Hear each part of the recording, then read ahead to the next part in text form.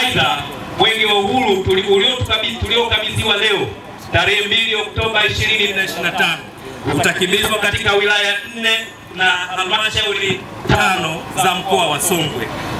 Utakimbizwa umbali wa kilomita 623.5 ambapo utazindua, kuweka mawe ya msingi na kutembelea jumla ya miradi ya maendeleo ipatayo 43 yenye thamani ya shilingi za Tanzania bilioni 20.5 kwa mchanganuo ufuatayo.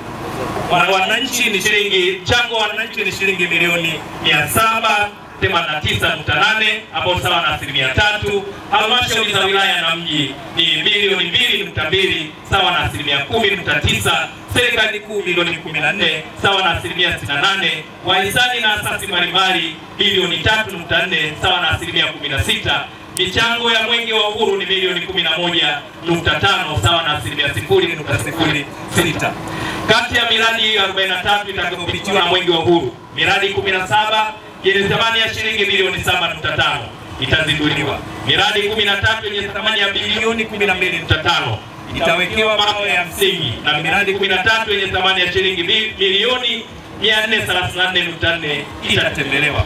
Miradi hii ni kielelezo cha dhamira ya serikali ya awamu ya 6 chini ya uongozi mahiri na hodari wa rais wetu Mheshimiwa Dr. Samia Suluhu Hassan katika kuwaletea wananchi maendeleo ya kweli, jumuishi na endelevu, ambapo licha ya miradi hiyo itakayopitiwa na mwenge wa uhuru mwaka 2025, mkoa wetu wa Songwe unajivunia mafanikio ya utekelezaji wa ilani ya Chama cha Mapinduzi chini ya uongozi wa Mheshimiwa Dr. Samia Suluhu Hassan, ambapo zaidi ya milioni 713 zimepokelewa na kutumika kutekeleza miradi ya maendeleo ambayo imeweza kuleta heshima na matumaini kwa wananchi wa mkoa wa Songwe.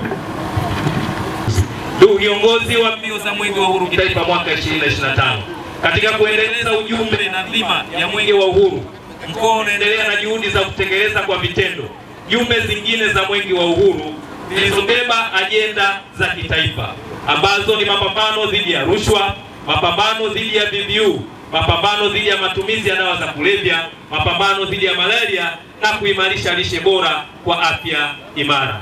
Lakini shughuli hizi ambazo zote tunazifanya, na kwa mwaka huu mwenge wa uhuru umebebwa na jumbe zifuatazo.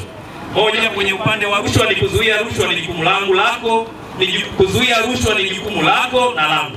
Tutimize wajibu wetu.